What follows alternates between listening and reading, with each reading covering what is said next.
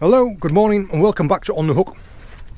My friend and I are fishing from the south coast of Cornwall on my small boat, and we are heading out to a new piece of ground that we've not really fished before.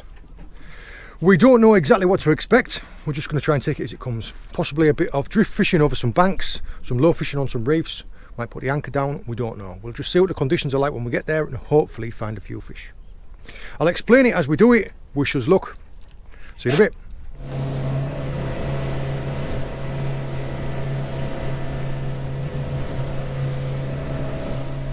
We've reached the first area that we're going to fish now, and I've got to say, it is absolutely stunning.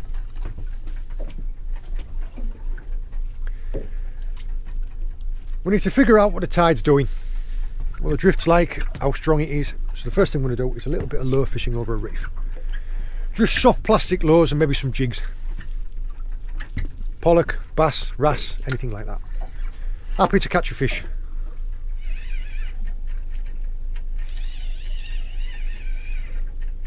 You reckon in Ballon wrasse? Drop down it. Stop fighting. Pollock. It's not that one.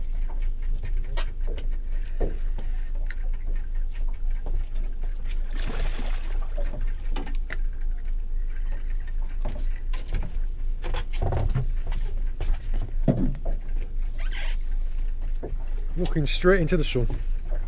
Only 2 seconds.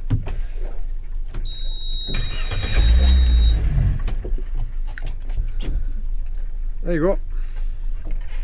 First fish of the night, pollock. It's hard on the bottom. We aren't drifting very fast at the minute. We've only got a real slow drift of about 0.4 knots. So I think the fish are all going to be tight on the bottom. See what the tide's going to do. If it picks up, I might go and try and fish over a little piece of... Oh, just missed one. Fish up an area bank. Feather up some bait, some sand eels or some mackerel. Drift over an area of sand. Poaching on it. This feels more like a wrasse. That's why you keep it. Poaching Chris's marker. Oh, a nice red one.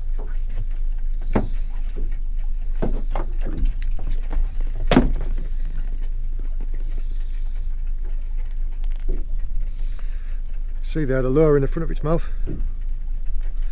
But yeah, he's got some lovely colours on him.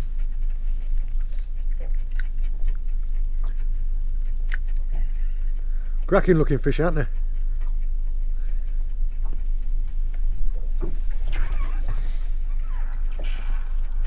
That's it. All Pardon on my you. seat. How many is that you caught now?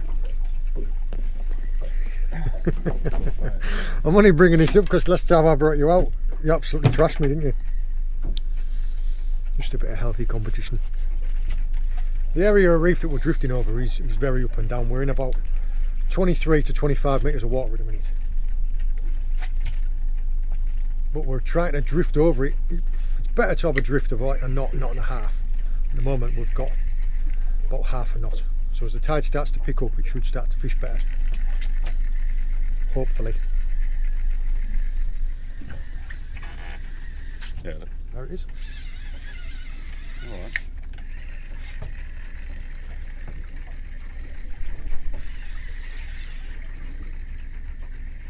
Loads of them down there. Yeah.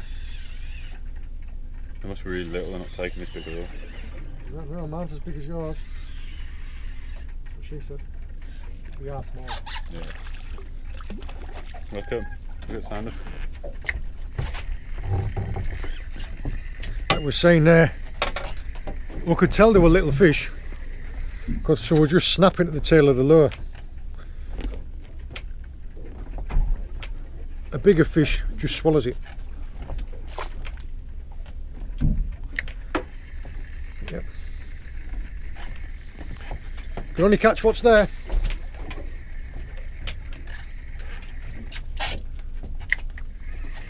We're also in a position at the moment where there are stacks and stacks of little tiny sand eels in the water. Because the sand eels that they're feeding on are small, quite often they don't want to take anything that's bigger like this. They're wanting something that's the same size as what they're feeding on.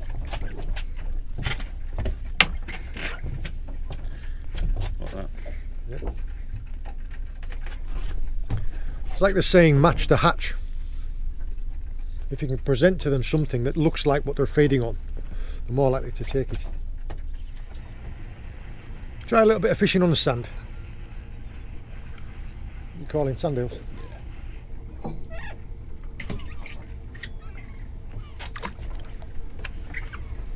See about getting a dozen sand eels.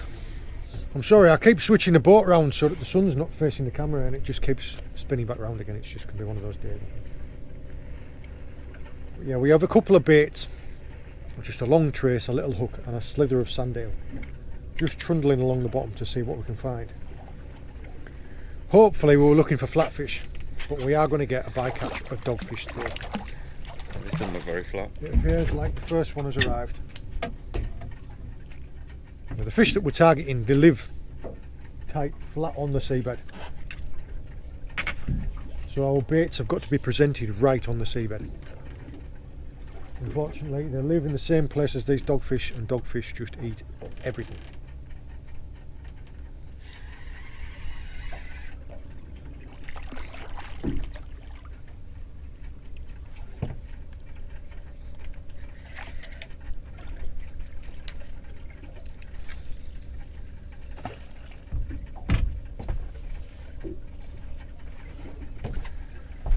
Lesser spotted cat shark.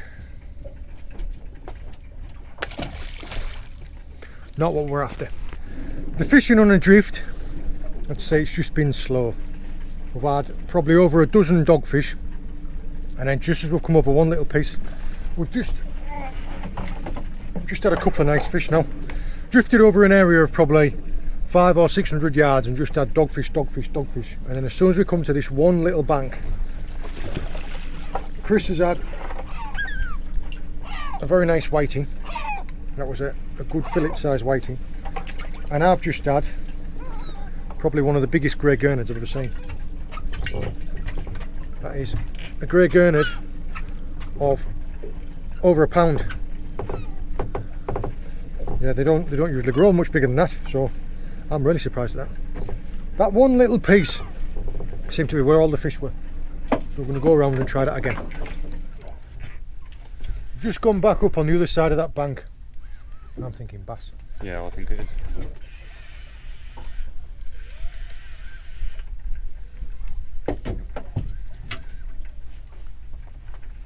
The bank that we drifted over where I said we got those fish, we just circled back round and we're just drifting up to it.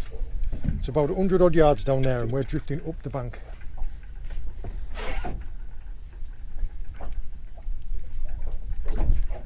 No way. Not. That is a big white in that. Wow.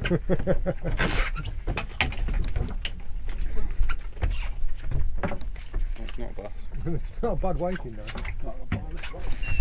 No. It's just attack of the whiting today. Whiting on a live sandale. There's a fish. Right, what?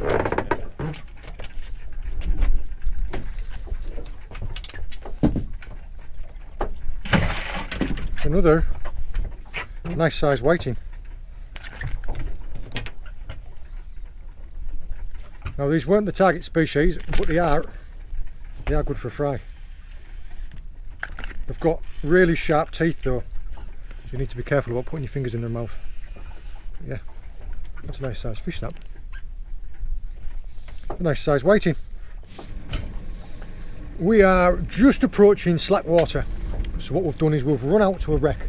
We are in 90 metres of water. I'm going to try drifting one of the smaller pouting that we caught on that sandbank in there. We've filleted it off and I'm going to use a wrecking rig and we're going to try and pull a ling out. That's the plan.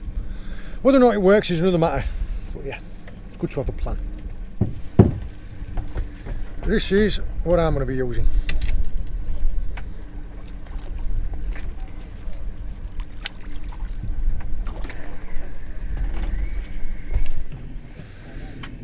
Fishing for ling inside of a wreck like this, you've got to be really on the ball.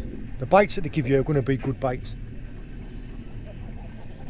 And when you feel one, you're better off setting the hook really hard and getting that fish out of there rapid. There's one. Yeah, what? Now just for a fish. Oh no, go on. That was literally, I must have hit it on the head. That's a fish. Yep. Yeah, it's it.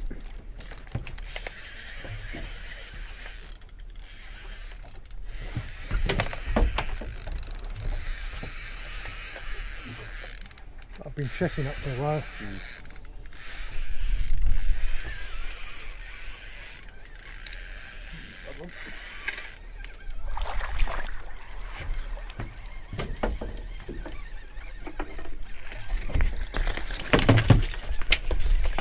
There we go. Well, that's what we're after. We'll go around and try that again.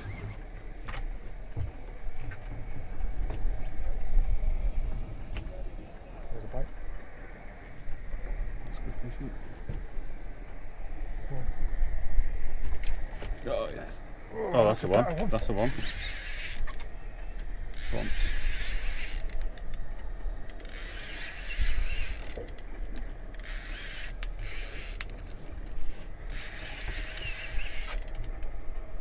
That's the one.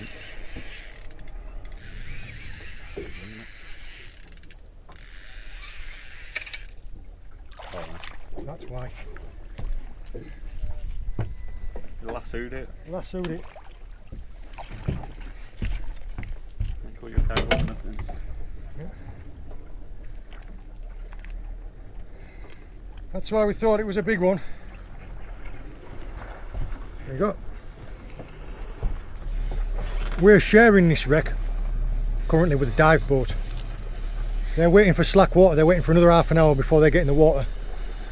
So we've got maybe one more drift before we'll just let them have it.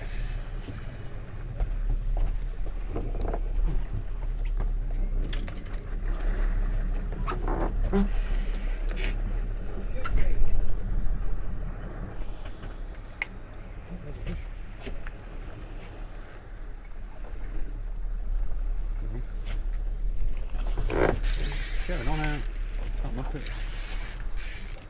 On which end of the rod? Ooh, come on, donkey.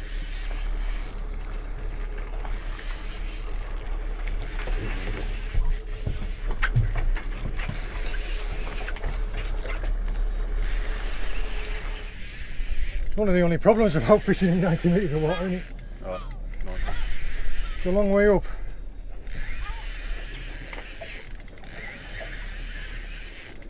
Here we come. Oh, That's a nice fish. that's a better one.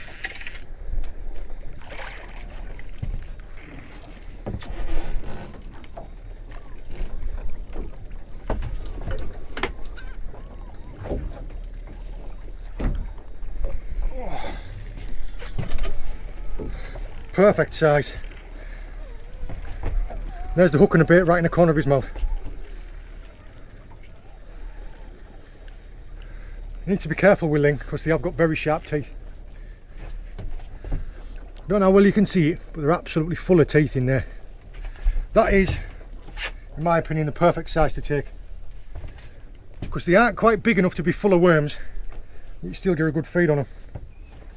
I'll get this guy dispatched and bled off. Tide's slackened away, so we'll let the divers have that wreck and we've come to a different one. You just swing your rig up here a second. Mate. Chris is fishing with a 2-hook wrecking rig, and hopefully we'll be able to show you it with the fish on. We're right above the wreck now. Now, fishing areas of wreck like this, the first thing we'll do when we get there is if this is the area of a wreck, is you don't know which way you're going to drift. So the first thing we'll do as soon as we get there is stop the boat up tide and look at the direction what the drift's going to be. So the first drift is kind of like a sacrificial drift here. You're not expecting to be able to fish it, it's just to figure out how to fish it on the next drift.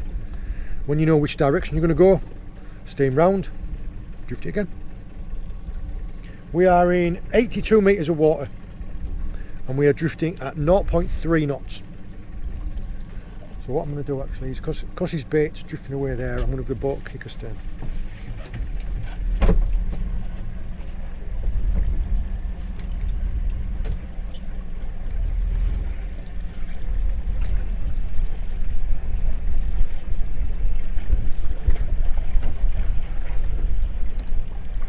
straight up and down. Yeah. Good. Yeah. Now all I've done there is, as we were drifting along, Chris dropped his bait down. It ended up being at an angle. So I put the boat astern, so he's now straight up and down above his bait. Because you're fishing into a wreck, a really snaggy area, a shipwreck. If your line's at too much of an angle, all that happens is you end up getting caught into the wreck. On my rod, I was just fishing a one hook wrecking rig. It's exactly the same, apart from on mine. On mine, I like to fish a luminous muppet. It's a bit of a running joke at the moment because Chris says that only muppets use muppets, and so far, only the muppets have caught the fish. The fish that we're fishing for, ling and conger and things like that live right down amongst the wreck. They have got strong teeth, so you do need to use strong line. So usually the line that we'll use for making these traces will be 100, 150, maybe even 200 pound mono. It's not because you're going to be catching a fish that's 200 pound, it's because the abrasion resistance you need to combat the teeth. While Chris is doing his best to land that fish, I have super glued my finger to my rod. I broke the tip eye on my rod and I thought I'll super glue it on. I wasn't paying attention, and yet I've fully super glued my finger to the end of my rod. Not just a little bit, a lot.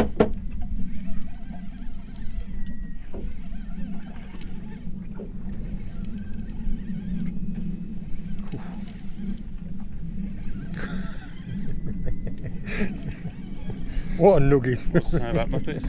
What a nugget. Oh.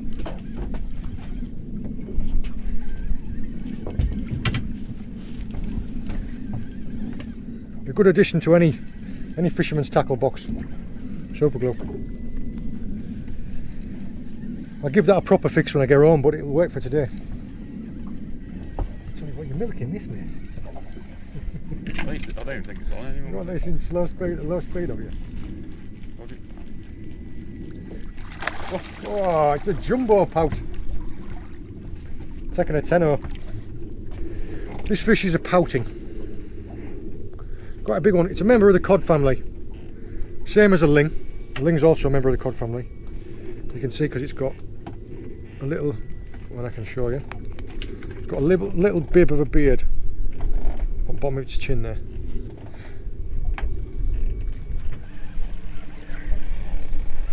Found it. Do you know what's on this rig? A muppet. A muppet. Rest my case. Rest my case. Ling, give a proper bite. You know you've got one on. You dropped it. Yes, come on. Oh no. Go round again. Yeah. For fishing areas of wrecks like this, I tend to go for a 30 to 50 strength rod. And I'm using Finnor Marquesa 20. I think yours is a 30 size, isn't it? Yeah. So 30 to 50 class rods and 20 to 30 class reels. I've got 60 pound fire line and I've got a 100 pound rubbing leader on the end there. Like I was explaining through before about the traces that you're using, like 100, 150, 200 pound mono. It's not for the weight of the fish, it's the abrasion. Now I use a 100 pound rubbing leader just because you're coming in contact sometimes with little bits of the wreck. If you just straight braid or if you use lighter line, that will just snap through.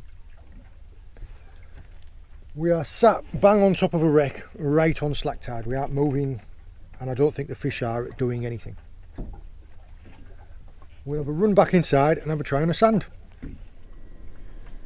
Fishing onto these areas of sandbank, all we're doing is the sand's really clean, there's no snags in it.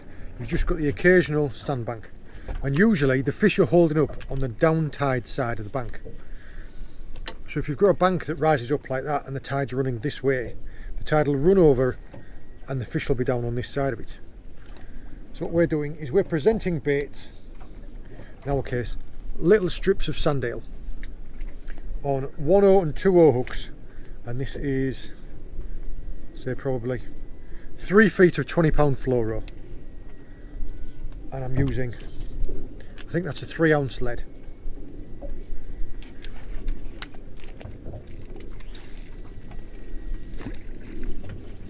we're just letting them drag along the seabed. Now I'm using my conflict inshore. This is my 50 gram, and I've got a, I think this is a 4,000, yes it is, it's a Slammer 4 4,500. This is my lure fishing setup, but because we're fishing light like this, you can get away with using a light setup. If you're fishing in a lot of tide, or if you're fishing in very deep water, you would have to use a heavier setup. We have just not been able to get away from these today. It must be, well, easily over 20 that we've had. They're just ravenous.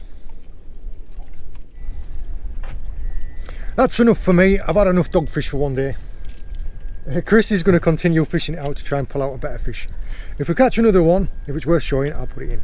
If we don't, then I won't. I hope you enjoyed joining us today. We had some cracking whiting on banks on either side. A little bit of lure fishing this morning. Most of my fishing today was actually done with my conflict inshore 50 gram and my Slammer 4 4,500. Coincidentally, Chris's lure setup is a Slammer 3 3,500. So 4,500, 3,500. Just one size difference. I hope you enjoyed joining us today. I hope you found it interesting. If you have any questions about any of the fishing or any of the tackle, please just leave it in the comments. All the very best. See you later.